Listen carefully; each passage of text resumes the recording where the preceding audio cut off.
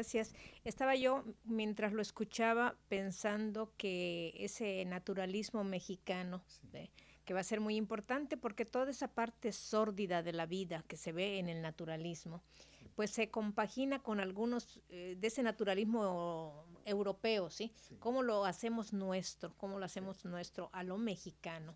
Y vemos en esa novela, si la leemos, pues todos leemos con cuidado, a los lectores que les gusta, que nos gusta leer, vemos cómo hay algunos elementos que van a persistir. Usted nombraba, hay una figura del ciego, un ciego que se enamora de Santa, pero es un ciego feo, ¿eh? Bueno, al menos en la novela es feo el ciego, entonces, y además da toda su vida por Santa. Y Santa, que es una mujer muy bella, acaba enferma, pero Santa es muy curioso toda la movilidad que va teniendo dentro de la novela.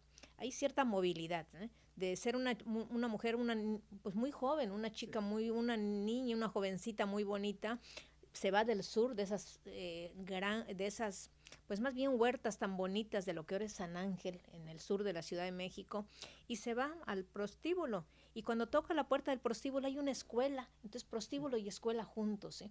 Entonces todas esas cosas mexicanas que tenemos donde se combinan tantos mundos con cierta naturalidad también.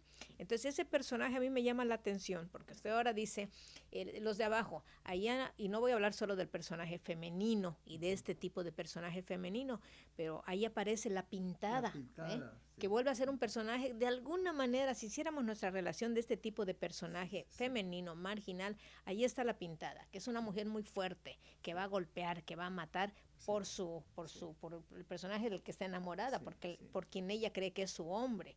Y además ella también pues mata, pues ahí está Camila, esta pobre mujer así débil, en fin, son personajes que se van metiendo en nuestra narrativa.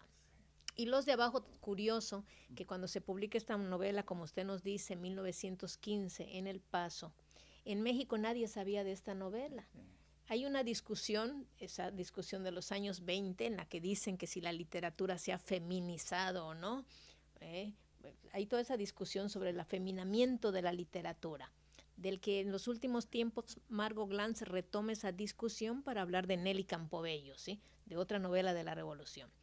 Pero cuando, hablando de los de abajo, que salen el 15 en El Paso, en México nadie sabe, y cuando se empieza a discutir sobre esta literatura, si se ha feminizado o no, de repente alguien les dice, la literatura, ustedes tienen que leer esa novela que salió en El Paso, Texas en 1915. Entonces voltear hacia la frontera a recuperar, a rescatar una novela que se va a convertir en una novela ejemplar a lo largo del siglo XX. Y don Luis Leal pues es uno de los grandes estudiosos de los de abajo. En el departamento español y portugués, los chicos que tenían los estudiantes que tenían un partido de fútbol, un equipo de fútbol, se hicieron llamar los de abajo. Entonces, ¿cómo este título, los de abajo, va y viene por todas partes? Inaugura una temática que es la de la Revolución Mexicana, el único país que tiene una temática como la nuestra, y la lleva a lo largo del siglo XX, como la piedra que avienta el personaje cuando dice Demetrio Macías a su esposa, ¿qué es la revolución? Dice, mira, es como esto, mira, ya no se para, ya no se detiene. Y cómo esa piedra la reciben después otros escritores que van a poner también, si no en el centro, como parte muy importante que es la Revolución Mexicana, y está en Pedro Páramo y en la muerte de Artemio Cruz, en fin, toda la repercusión de los de abajo. Entonces, ¿cuál cree usted, don Luis? Ahora yo le puedo preguntar. ¿Cuál es la siguiente novela que usted, después de los de abajo, como fundante en nuestra narrativa y con todo ese antecedente del siglo XIX, con Ignacio Manuel Altamirano, que tuvo un proyecto nacionalista de literatura, ¿sí? ¿Cuál sería una segunda, bueno, no precisamente en orden cronológico, una segunda novela que nos hablaría también de la Revolución Mexicana? Sí, bueno, después de Azuela, hay dos novelistas de la Revolución Mexicana muy importantes, que son Martín Luis Guzmán y Rafael Muñoz. Pero es Muñoz al cual se le ha dado más importancia. Tiene dos novelas, El Águila y la Serpiente, que es una colección de relatos integrados. Pero esta novela, La sombra del caudillo, que es de 1927, que cuando estaba Muñoz en Madrid y oyó lo que había ocurrido durante la campaña electoral en México, que habían asesinado a 2 candidatos para la presidencia en Topilejo. Entonces se puso a escribir esta novela. Esta es una edición de Juan Bruce Novoa, que me dedica a mí. Está yo buscando la dedicatoria. Sí, me la dedica a mí porque yo hice un estudio. Es una novela clave en el sentido de que todos los personajes son históricos, pero aparecen con nombres ficticios. Y yo hice un estudio de esta novela para descubrir, a ver si podía identificar a los personajes. Y se publicó el artículo y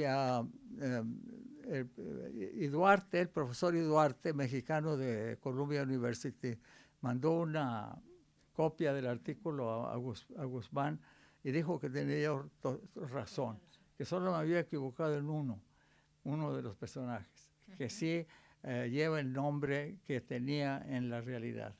Bueno, de todos modos, esta novela es importante porque es una crítica social ya de la política y de la revolución. Y además hay una historia de amor en esta. Y se publicó primero en los periódicos, como los de abajo. En la de abajo se publicó en El Paso, en el periódico, en un periódico de El Paso del Norte. Y no se conocía la edición de periodística hasta que un profesor de UCLA la publicó, y esta Juan Bruce Novoa sacó del periódico también de la época. Ahora bien, se hizo una película también, de los de abajo hay 2 películas, y de esta se hizo una película, pero estuvo prohibida en México, no se podía presentar, porque descubrí también que el caudillo, La sombra del caudillo, es una combinación de Calles y Obregón. Lo combina a los dos presidentes. Sí. Y no se podía pasar esa película. Yo creo que ahora ya dejan que se, claro, que se pase, pero por muchos años no dejaban que se viera esa película. Sí. Sí.